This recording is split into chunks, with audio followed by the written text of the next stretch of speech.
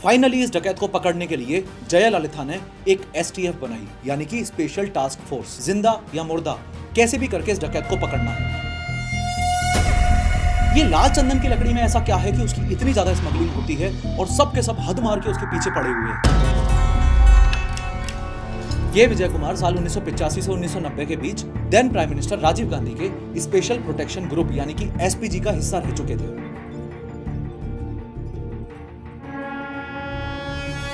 धोखाधड़ी से इस डकैत ने पी श्रीनिवास का सर धड़ से अलग करके उनकी हत्या कर दी और उसके बाद भी इसका दिल नहीं भरा। फिर इसने अपने गैंग मेंबर्स के साथ मिलकर ये किया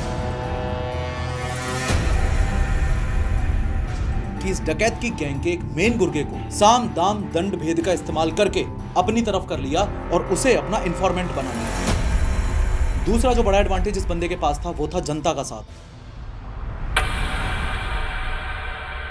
लेकिन हर बार की तरह शुरू से शुरू करते हैं। बात आज से 72 साल पहले की है। 18 जनवरी 1952 में कर्नाटका में गोपीनाथम नाम के एक छोटे से गांव में एक बच्चे का जन्म होता है। मैप में ध्यान से देखो, ये कर्नाटका है, ये तमिलनाडु है और इन दोनों के बॉर्डर पर ही है ये गोपीनाथम विलेज। इस बच्चे का जन्म एक गरीब घर में हुआ था, एक ऐसा परिवार जो खेती और पशुपालन से अपना गुजारा करता था। इस बच्चे का पूरा बचपन गोपीनाथम गाँव के आसपास मौजूद घने जंगलों में बीत रहा था। जैसे जैसे ये बच्चा बड़ा होता गया वैसे वैसे इसको जंगलों की गहरी समझ होती गई और हथियार यूज करना, बंदूकें चलाना, हंटिंग करना यानी कि जानवरों का शिकार करना इसका शौक सा बनता गया। बड़े होने के बाद इस बच्चे ने रेड सैंडलवुड यानी कि लाल चंदन की लकड़ियों की स्मगलिंग करनी शुरू कर दी। सिर्फ इतना ही नहीं, यह बंदा गैर कानूनी शिकार भी किया करता था और उससे भी पैसा कमाया करता था। इसने सिर्फ कुछ समय के अंदर ही 2000 से ज्यादा हाथियों को मारकर उनके दांतों को ब्लैक मार्केट में बेचकर करोड़ों रुपए कमा लिए। सिर्फ पोचिंग से ही नहीं, इसने जापान और चाइना जैसे इंटरनेशनल मार्केट्स में लाल चंदन की लकड़ी की स्मगलिंग करके करोड़ों रुपए वहां से भी बना लिए। इन शॉर्ट, जिस बंदे ने इलीगल धंधों की शुरुआत अपने गाँव के आसपास के इलाकों के जंगलों से की थी, उसका इन्फ्लुएंस साल 1900 आते आते कई गुना तक बढ़ चुका था। कहा जाता है कि यह बंदा उन जंगलों में सरवाइव करने के लिए इतना फिट और परफेक्ट था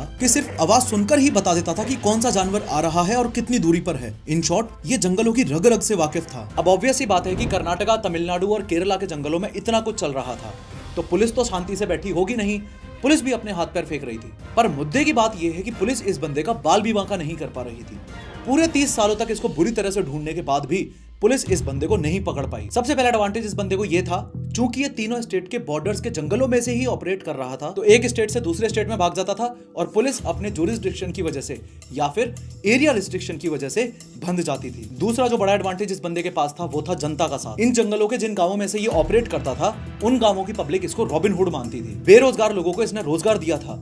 जो लोग भुखमरी से मर रहे थे उनको ये बंदा अपनी गैंग में शामिल करके लाल चंदन की लकड़ी का वुड कटिंग का काम देता और बदले में पैसे देता। इस बंदे के लिए इन गांवों के लोग इन्फॉर्मेंट्स का काम करते थे। जब पुलिस वाले इस बंदे को पकड़ने का कोई भी प्लान बनाते तो गांव वाले पहले ही इस बंदे को इन्फॉर्म कर देते थे, जिसकी वजह से पुलिस के सारे प्लान्स फेल हो रहे थे। जैसे जैसे फॉरेस्ट ऑफिसर्स और पुलिस वालों ने इस बंदे को ज्यादा से ज्यादा टारगेट करना शुरू किया, वैसे वैसे ये बंदा एक नॉर्मल स्मगलर से खतरनाक डकैत बनने की राह पर चल पड़ा। एज अ रिजल्ट, आने वाले इन 5 सालों में 1984, 1991, 1993, 2000 और 2002 में इस बंदे ने अपनी दहशत जमाने के लिए ऐसे ऐसे क्राइम्स कर दिए कि एक बार के लिए तो पुलिस को विश्वास ही नहीं हुआ, वो अलग, और ऊपर से पुलिस ने इसके सिर पर जिंदा या मुर्दा पकड़वाने पर 4 करोड़ का इनाम रख दिया, वो अलग। 1984 में इसने एक डिनर ऑर्गेनाइज किया। असल में ये हाल फिलहाल ही 32 साल का हुआ था। ये उस माइंडसेट का आदमी था कि मुझे किसी के अंडर काम करना ही नहीं है। अपने आप को सभी लोकल गुंडों से ऊपर उठाने के लिए इसने एक हथकंडा अपनाया। एक दिन जंगल में इसने डिनर ऑर्गेनाइज किया और उस एरिया के सभी लोकल डकैतों को ये बोलते हुए इन्वाइट किया कि सिर्फ एक दावत पर तुम सबको बुला रहा हूं, कोई भी हथियार नहीं होगा, तुम्हारा भी और मेरा भी। मैक्सिमम लोकल डकैतों ने ये इनविटेशन एक्सेप्ट कर लिया और उस रात सबका बढ़िया खाना पीना हो जाता है। डिनर के बाद ये बंदा सभी डकैतों को एक मीठी सुपारी देता है और ये मीठी सुपारी देना ही इसके खुद के गैंग मेंबर्स के लिए एक ग्रीन सिग्नल था कि अब सब पर हमला कर दो और सबको निपटा दो। इस तरीके से इस बंदे ने वहां के सारे लोकल गुंडे खत्म करके 1984 में अपने आप को एस्टेब्लिश करना शुरू कर दिया। फिर साल 1991 में पी श्रीनिवास नाम के एक पुलिस वाले को इसने खुली चुनौती दी कि मैं तुझे बिना हथियारों के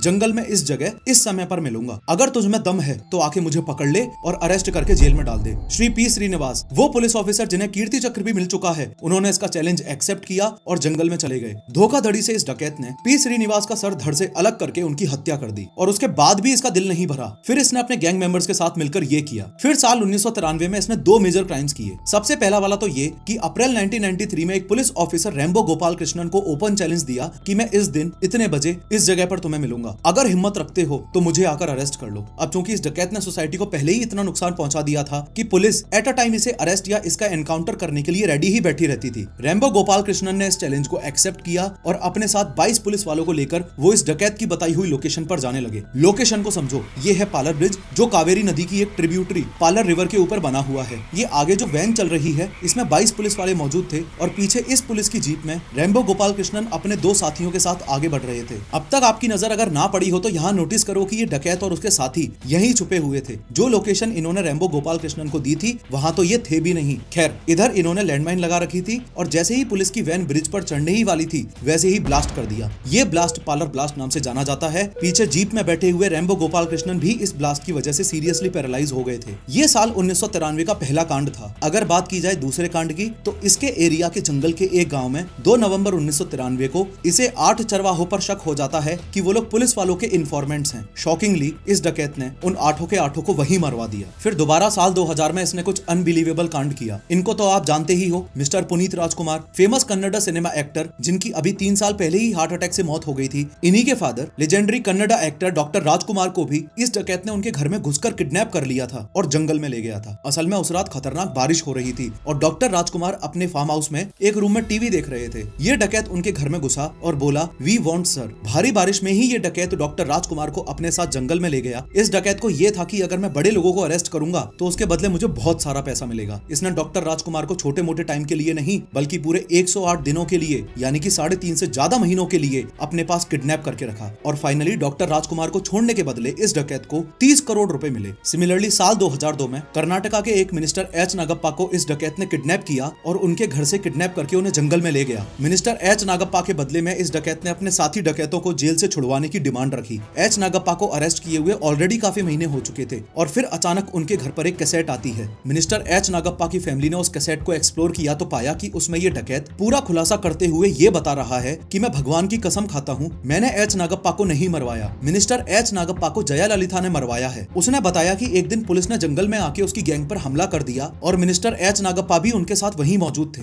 डकैत और उसके गैंग वालों ने मिनिस्टर एच नागप्पा को बचकर भागने के लिए बहुत कहा लेकिन वो वहीं खड़े रहे और पुलिस ने जो फायर्स किए उसमें से एक गोली मिनिस्टर एच नागप्पा को लग गई। फिर मैंने काफी दिनों तक इंतजार किया कि मिनिस्टर एच नागप्पा की डेथ को पुलिस वाले पब्लिकली अनाउंस करेंगे, लेकिन जब पुलिस वालों ने कोई अनाउंसमेंट नहीं किया तो मुझे अजीब लगा, इसलिए ये कैसेट मुझे मिनिस्टर एच नागप्पा के घर वालों तक भेजनी पड़ रही है। खैर, as a chief minister of Tamil Nadu साल 2002 में जयललिता पर पब्लिक और पॉलिटिकल प्रेशर बनने लगा कि ऐसा डकैत जिसने 120 से ज्यादा लोगों की जान ले ली हो इंक्लूडिंग पुलिस ऑफिसर्स, जिसने 2000 से ज्यादा हाथियों को मारा हो, जिसने करोड़ों की लाल चंदन की लकड़ी की स्मगलिंग की हो, वो आखिर इतने सारे क्राइम्स के बाद भी पकड़ा कैसे नहीं जा रहा। फाइनली इस डकैत को पकड़ने के लिए जयललिता ने एक एसटीएफ बनाई यानी कि स्पेशल टास्क फोर्स। इस एसटीएफ का सिर्फ एक ही काम था, जिंदा या मुर्दा कैसे भी करके इस डकैत को पकड़ना है। मुद्दे की बात यह है कि ये एसटीएफ सच में इतनी स्पेशल इसलिए थी क्योंकि इस एसटीएफ को इस कहानी के हीरो आईपीएस के विजय कुमार लीड कर रहे थे। के विजय कुमार साल 1985 से 1990 के बीच then prime minister Rajiv Gandhi के स्पेशल प्रोटेक्शन ग्रुप यानी कि एसपीजी का हिस्सा रह चुके थे। इस वीडियो में मैंने राजीव गांधी असैसिनेशन को डिटेल्ड 3D एनिमेशन के साथ बहुत अच्छे से एक्सप्लेन किया है, जरूर देख लेना। खैर, एसटीएफ हाथ धोकर इस डकैत के पीछे पड़ गई। सबसे पहला काम इस एसटीएफ ने यह किया कि इस डकैत की गैंग के एक मेन गुर्गे को साम दाम दंड भेद का इस्तेमाल करके अपनी तरफ कर लिया और उसे अपना इन्फॉर्मेंट बना लिया। अब इस डकैत को अपना इंटरव्यू देने का और अपने आप को पब्लिक को सामने रखने का बहुत ज्यादा शौक था। इसका यही शौक इसके ऊपर भारी पड़ गया।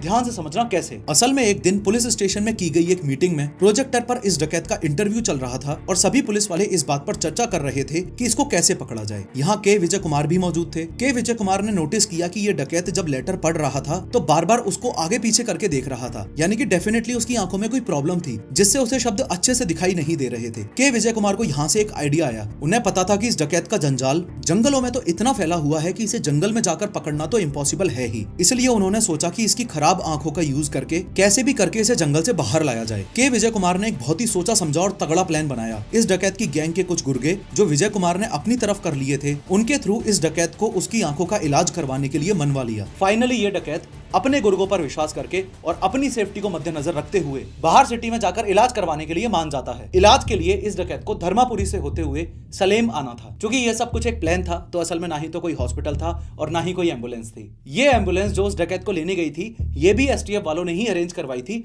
और इनफैक्ट इस एम्बुलेंस पर सलेम की स्पेलिंग भी गलत लिखी थी, गलती से सेलम लिखवा दिया था सलेम की जगह। इस एम्बुलेंस का नाम कुकून था, इसलिए इस डकैत को पकड़ने के पूरे इस प्लान का नाम भी ऑपरेशन कुकून रखा गया था। फाइनली जंगलों में से निकलकर ये एम्बुलेंस सिटी हॉस्पिटल में जाने के लिए तैयार है। और एम्बुलेंस रवाना हो उससे पहले ही आप समझ लो कि इसमें आगे जो ड्राइवर और को ड्राइवर बैठे हुए हैं वो तो एसटीएफ वाले हैं ही, और एम्बुलेंस में पीछे बैठा हुआ था वो डकैत और उसके 2 साथी। खैर, अब उस लोकेशन पर आ जाओ जहां पुलिस ने अपने पूरे प्लान को सक्सेसफुल किया। इस डकैत को खत्म करने का पुलिस के पास ये सबसे आखिरी और बेस्ट मौका था, इसलिए सारी तैयारियां एसटीएफ वालों ने पहले ही कर रखी थी। जिस रोड से होती हुई एम्बुलेंस कुकून आ रही थी, उस रोड के साइड में ही यहाँ पर एक छोटा सा स्कूल था। रोड को पूरी तरह से ब्लॉक करने के लिए एसटीएफ वालों ने गन्नों से भरा हुआ एक ट्रक लाकर यहाँ पर खड़ा कर दिया। इस लोकेशन से 3 किलोमीटर की दूरी पर एसटीएफ वालों ने पहले से ही एक ओमनी वैन पार्क कर रखी थी, ताकि जैसे ही एम्बुलेंस इसके बगल से गुजरे तो ओमनी वैन में मौजूद एसटीएफ वाले आगे मेन लोकेशंस पर खबर कर दें। मेन लोकेशन पर सिर्फ ट्रक ही नहीं बल्कि एसटीएफ वालों का एक व्हीकल और पार्क्ड था, और इन दोनों ही व्हीकल्स में से उतरकर सभी एसटीएफ वाले पहले से ही अपनी पोजीशन ले चुके थे। आपको इस ग्रीन कलर में सभी एसटीएफ वाले अपनी अपनी पोजीशंस पर ऑलरेडी दिख रहे होंगे, कुछ स्कूल की छत पर, कुछ खेत में, कुछ व्हीकल्स के आगे पीछे वगैरह वगैरह। बस फिर क्या था, एसटीएफ वालों ने जो सोचा था वही हुआ। रोड ब्लॉक्ड थी, इसलिए एम्बुलेंस वहां आकर रुक गई। एम्बुलेंस रुकते ही ड्राइवर और को ड्राइवर, जो कि एसटीएफ वाले ही बंदे थे, दोनों उतरकर भाग गए। फिर एसटीएफ वालों ने एम्बुलेंस को पूरी तरह से घिर लिया। एसटीएफ वालों ने अनाउंसमेंट करके उस डकैत को वार्निंग दी और सरेंडर करने के लिए कहा। डकैत नहीं माना तो फिर वही हुआ जो एसटीएफ वाले पहले से ही सोच कर आए थे। सबने मिलकर एम्बुलेंस को ऐसा छलनी कर दिया कि टोटल 338 गोलियां चलाई और एम्बुलेंस के अंदर मौजूद वो डकैत और उसके दोनों साथी मारे गए। ये एक रियल इंसिडेंट था और शुरू में सब कुछ सुनने के बाद ऐसा लगता है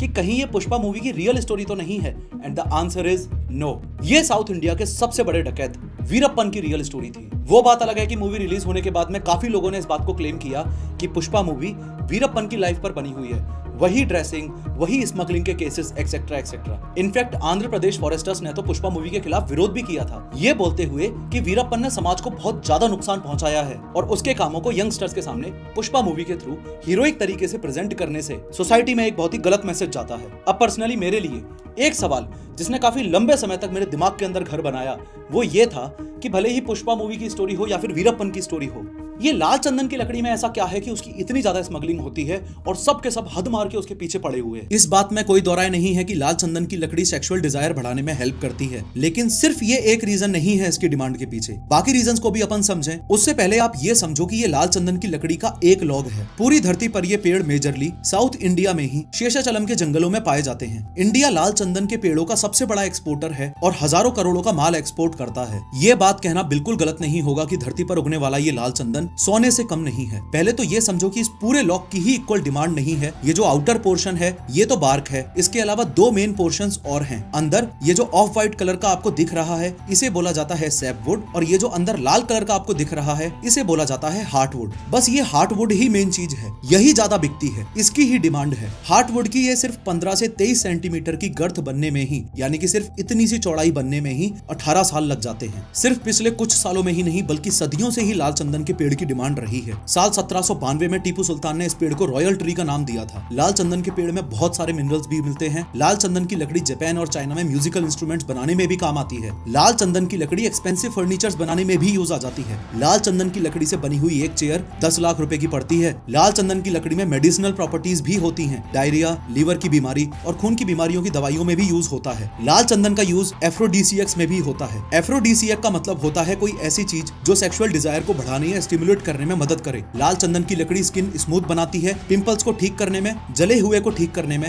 एक्ने या स्कार्स के केस एक्सेट्रा में काफी यूजफुल रहती है। लाल चंदन की लकड़ी को यूरोपियन मेडिसिन में कलरिंग एजेंट के रूप में भी यूज किया जाता है। लाल चंदन की लकड़ी का use ancient Egyptians dead bodies के ऊपर भी करते थे। वो लोग डेड बॉडीज पर लाल चंदन का लेप मल देते थे ताकि बॉडी जल्दी से सड़े ना। लाल चंदन की लकड़ी का one of the main use perfumes में होता है। इसमें एरोमेटिक प्रॉपर्टीज होती हैं जिसकी वजह से परफ्यूम इंडस्ट्री में इसकी काफी डिमांड है। लाल चंदन की लकड़ी कार्विंग्स और डेकोरेटिव आइटम्स में भी काफी ज्यादा यूज होती है और आप देख पा रहे हो कि काफी हाई रेट पर बिकता है इसका माल। लाल चंदन की लकड़ी का यूज माला बनाने में भी होता है। लाल चंदन की लकड़ी से बनी हुई माला आपको यहाँ 985 रुपए में दिख रही होगी और वहीं जो नॉर्मल माला होती है वो 50 से 100 रुपए में ही आ जाती है। लाल चंदन की लकड़ी का यूज धूप बत्ती और अगरबत्ती में तो होता ही है। इसके अलावा हिंदू धर्म में भगवान की मूर्ति पर भी इसका लेप लगाया जाता है। होपफुली अब तक आप समझ चुके होंगे कि इतनी सारी लाल चंदन की लकड़ी की स्मगलिंग की कहानियां क्यों हैं इंडिया में। इसका सप्लाई डिमांड रेशियो बहुत ज्यादा बिगड़ा हुआ है।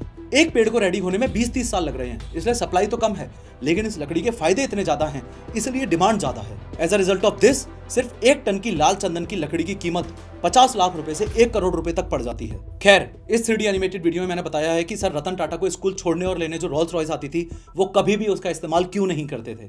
क्लिक